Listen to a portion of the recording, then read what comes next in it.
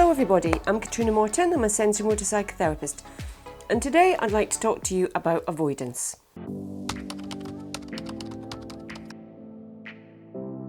For some people, they spend way more time thinking about doing things and avoiding them than actually doing anything. And it can be quite a big issue. There's a bit of a history to how avoidance kind of comes about. If we have an avoidant attachment style, then it's because we've never had our needs met. They've been consistently ignored or not responded to or shut down. And so we learn to just keep them to ourselves. We learn to shut them down, to squash them so that we actually can't feel them. And we become extremely good at just disconnecting from any feelings, any emotions, any body sensation, and actually any sense of our body at all. If we have that attachment style and that way of dealing with emotions, feelings, body sensations, then whatever patterns we have internally, they play themselves out externally. The good news for healing and change and getting help with these things is we don't have to deal with the big things out here. If we deal with the internal system, our body, ourselves, then the things in the external world, they just naturally kind of catch up. They match our internal world, and so they start shifting and changing and moving as well. So if we have that level of avoidance, cut off, shut down, squashing, then we need to be able to wake it up, to reawaken it so that we can feel, we can have a sense of what our body's telling us and what it's experiencing, and we can learn to feel things.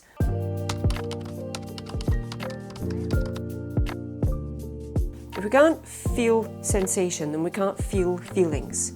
And so we have to be able to wake the body up, connect with it, move it, feel it, slow it down, speed it up, have real control over things, give ourselves chi energy so that we can actually start to feel it.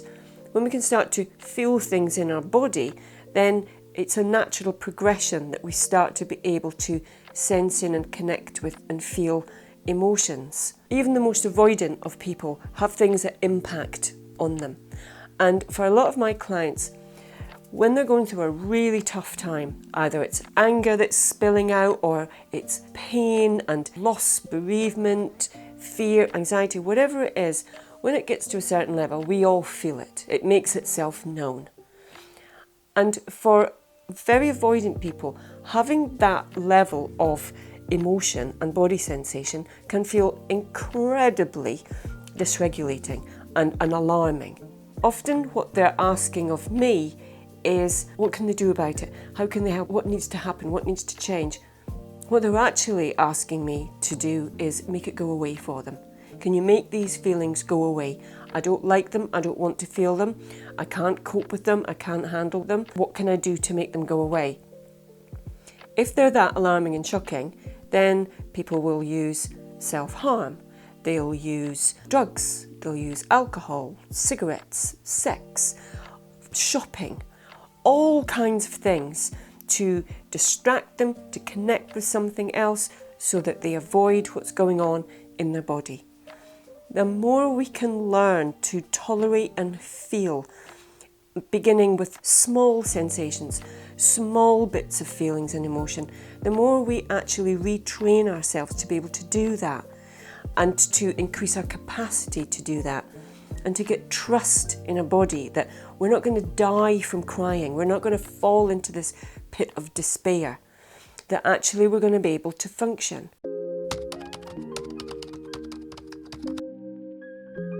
When I was running the clinic, what I used to hear a lot was people asking other members of the community to not do certain things, not talk about certain things, limit what they're doing and limit some of their behaviours. People who are really avoidant, what they tend to do without actually realising it is they shrink their world. The more things that we're trying to avoid and minimise, the less we're able to deal with.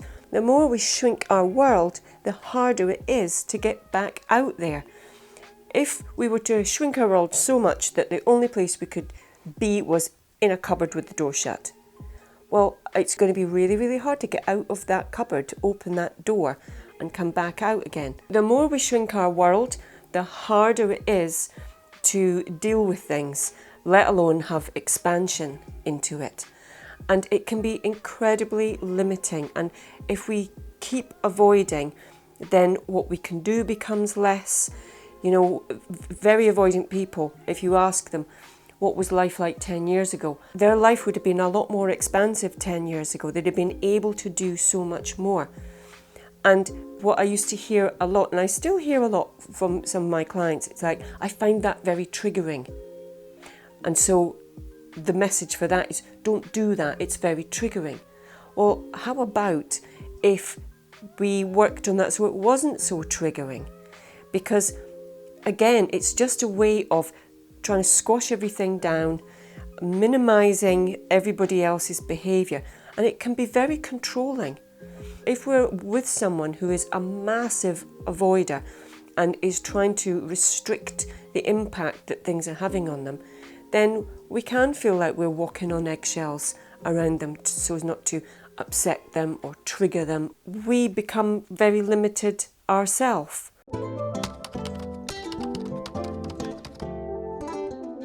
If we feel that we're having to hold ourselves back or rein ourselves in and watch our behaviour when we're around certain people, then we might want to think about, am I being manipulated by that person's needs overtaking my needs?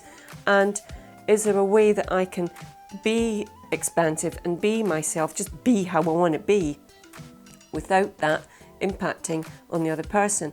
It makes way more sense to be able to deal with the things that are triggering you, to know what you need for expansion and growth, to be able to tolerate more things, than to ask everybody, and yourself included, to just shrink and minimise with them.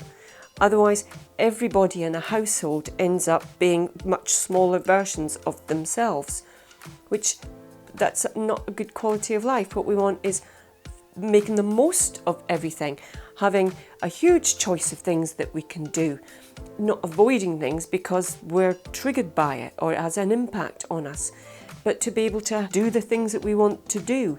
So if you recognise any of these things that I've just talked about as sounding like you being avoidant in your world, avoiding doing things, avoiding tackling things on quite a consistent level, then you might want to think about trying to connect with your inner world a little bit more, because chances are you've got the same thing going on in there. I want to avoid my emotions, I want to avoid physical feelings, because at some point they're going to show up and they're going to impact on you.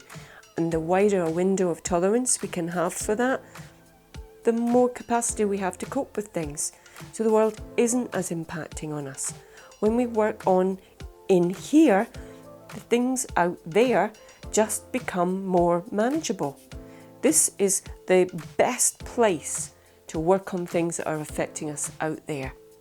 Because, like I say, the world is a big, jangly, unpredictable place full of all sorts of different unpredictable people. We can't avoid it, we can't control it, we can't manage it, but we can manage this in here and what happens to us and our emotions and our physical sensations, our own regulation. We've got that. The more we can learn how to do it, the more robust we feel and the more expansive we can be in this big, wonderful world of ours. So I hope that's been helpful and interesting. And if you like this video, then please give us a big thumbs up, subscribe to our channel below, and I look forward to seeing you very soon. Bye.